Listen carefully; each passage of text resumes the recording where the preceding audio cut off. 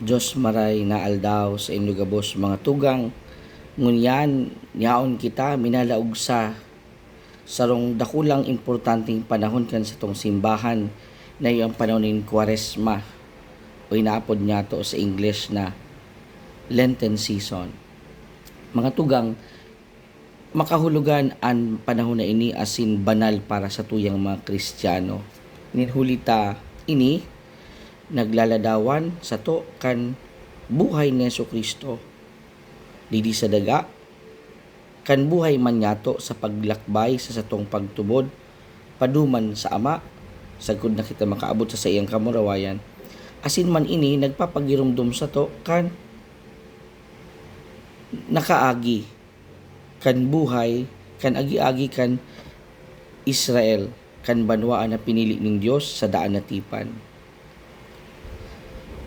Asin mga tugang ining 40 aldaw makahulugan ninhulita sa banal na kasuratan dakol na mga pangyayari an nakalaog sa 40 aldaw an saro kay ni mga tugang iuan pagligtas kan Dios sa pamilya ni Noe asin kan sa iyang pamilya kan nagkiigwan nin 40 aldaw asin bangginin pag-uran asin dakol anagadan asin nakaligtas ang pamilya ni Noe na nagsisimbolo nga ng arkang ito kan simbahan.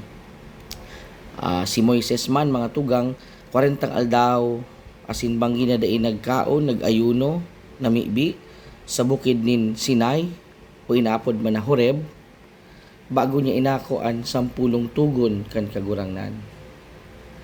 Si Elias 40 aldaw man asin 40 banggi na nag-ayuno asin duman niya manahiling na matian ng presensya ng Diyos. Asin si Jesucristo mismo mga tugang nag-ayuno man sa 40 aldaw day nagkakan, day nag-inom asin ining 40 aldaw nagrepresentar man kan sa iyang buhay digdi sa daga na kung saan siya nakisumaro sa gabos na mga tao. Asin sa ampangan mga tugang kaining sa iyang pakisumaro sa mga tao, hinampang niya man an sa tuyang realidad na kung saan kita gabos nagahampangin mga pagbalo o inapod niya tong temptations. Asin ang temptations mga tugang, niyaon di mismo sa Ebanghelyo mababasa ta sa Ebanghelyo ni San Lucas, chapter 4 verses 1 to 13 asin igwaman ining parallel sa Ebanghelyo ni San Mateo asin man ni San Marcos. Asin mga tugang saro-saroon ta mga tugang ang tulong tentasyon digdi na inopreser kan diablo kay Jesucristo asin si Jesucristo ninhulikan sa iyang pagtubod asin pagdayupot sa tataramon kan sa iyang ama day nahulog sa kasalan kundi dinaog niya ini mga tugang na mga tentasyon. An enot mga tugang, iyang tentasyon nin tinapay, kung saan binabalo si Jesucristo sin sinasabihan na kung saan aki kan Diyos, gibuhon ang tinapay o gibuhon ang gapo na maging tinapay. Alagad sinabi kan kagurangnan na ang tao day nabubuhay sa tinapay sana kundi sa lambang tataramon na minagikan sa nguso nin Diyos. Asin mga tugang ini, minalaog man digdi sa tuyaan minalaog man digdi an sarong kaipuan niya tong gibuhon sa panahon na ini ni Kwaresma iyo mga tugang an pag-ayuno ninulita kita nabubuhay bako sana sa tinapay kundi sa tataramon nahali sa nguso kan Diyos na binabasa man niya to na nakasulat sa banal na kasulatan na pinaghuhurup-hurup niya to sa mga liturhiya urog na kan Santa Misa asin ansaro pa mga tugang na pagbalo na inagyan ni Jesucristo iyon na isinakat siya sa sarong halangkaw na bukid asin pinahiling gabos ang kayamanan ang mga kahadean sa kinaban asin sinabi kan diablo kung siya magluhod kay Jesucristo itatao ini gabos sa iya. Alagad ang sabi ni Jesucristo dahil ibang kaipuhan na sambahon kundi ang Diyos na asin sa sanaan paglilingkudan. Kaya mga tugang, sa ikaduhang tentasyon na ini, pinapangapudan man kita na kaipuhan niya toan paglimos. Ninhulita ang buhay ng Kristiyano, bako mga tugang, sinusukol sa pagkua, sa pagtipon, kikayamanan, kundi asin mga karugaringan, kundi sa paghiras, sa pagtao. Asin ini mga tugang na pagtao, sa loy-liway nanonood kita na mamuot sa iba, sa tong mga tugang, sa tong mga kaparyentes, mga amigo, sagud na makaabot kita sa satong mga kaiwal. Asin man mga tugang, ang ikatulong tentasyon digdi, yung mga tugang ining sinabi dinala sa Yesu Kristo sa pakpakan templo, asin sinabihan na kung ika an aki kan Dios, maglukso ka digdi, tasasalong ka kan mga angheles. Asin ang mga tao matubod ko ta sa iya na siya managad aki kan Dios, nadain ang kadipisilan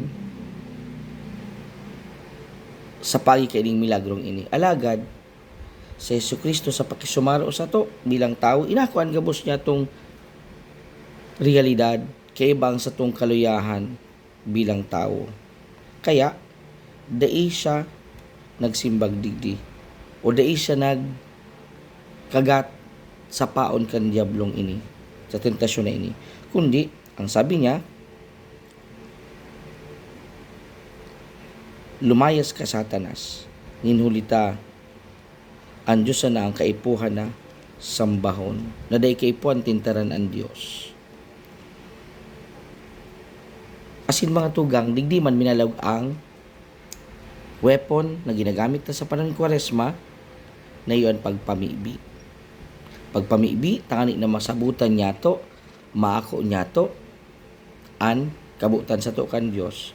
Asin sa luway-luway, mahiling ta na sa satuyang istorya kan buhay niya to, ang Diyos naghihiro, ang Diyos nakikiaram, ang Diyos nagliligtas sa satuyang mga kamugtakan. Ninhulita, pano sinin pagkamuot para sa tuya. Kaya ini, mga tugang na panahon na ini ng Kwaresma, panahon ini para sa to, tangani na kita maging andam sa pagbago kan sa tuyang bunyag, renewal of baptismal promises, kung saan isisikwal ta si Satanas, ang siya mga padaya, asin man, maako kita, marukyaw kita kan sa tong pagtubod sa Ama, kay Yesu Kristo, asin sa Espiritu Santo. Kaya lugod mga tugang, sa halipot na paghurop-hurop na ini, lugod, gamiton ta ining tulong armas, tanganing labanan ang mga tentasyon sa tuyang buhay. An enot, ang pagpamibi, taning kamutan ta ang Diyos sa satuyang bilog na isip. Ang pag-ayuno, kung saan inaapodan kita na nakamutan ang Diyos sa bilog na kusog, ninhulita kita nag-aayuno, nagluluya kita, alagad ang Diyos, pinapakusog kita sa satuyang kaluyahan. Asin ang pag-ayuno mga tugang, bako sa nasa pagkaon, pwede man ini mga tugang sa ibang mga bagay na nakakaulang sa to, o iyon nakakaubos kan oras ta, araw kan pag-iling ng telebisyon, o Netflix, o YouTube, o gabos pang mga paglinga-linga sa tong mga buhay.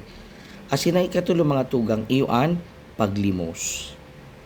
Ang paglimos mga tugang, bako pagtabang sa nasa dukha, kundi pagtabang sa satong sadiri na kita maging talingkas sa mga material na bagay. Ninhulit ta sa pag-ayuno ta, kung igwaman kita dyan na daing nagagasto, daing kita nag soft drinks, daing kita nag dessert or ice cream, ining mga data na gasto o natipid niya to, ini ang satuyang itatabang sa mga dukha. Tanganing mangyari sa tuya ang sinasabi ni San Agustin, not San Agustin, kundi si Santo Tomas, na ang pagpamibi da ang mga tugang, gari, bayong. It's like a bird, sabi ni Saint Thomas. Praying or prayer is like a bird. It has two wings to fly. Ano ito mga tugang? Ang duwang two wings kang bayong. Ini mga tugang ang fasting, asin, almsgiving. Tanganing makaabot sa Ama ang satuyang mga pamibion. Lugod mapakinabangan ta ining panahon na ini sa pagtalubo ta sa kabanalan, pano nin paglaom urog na niyaon kita sa panahon nin jubileo nin paglaom. Inaapod ta ining inaapod gani kita digding peregrinos de esperanza. Lugod magi kitang pano nin paglaom, magi kitang mga instrumento nin paglaom para sa tuyang mga kapwa. Sa pagselebrar ta kay ni mga tugang na inot na simana nin Kwaresma, inot na Domingo ning Kwaresma, lugod kita man pakusugon kairakan kan mahal na Dios. Maray na aldaw sa indugabos.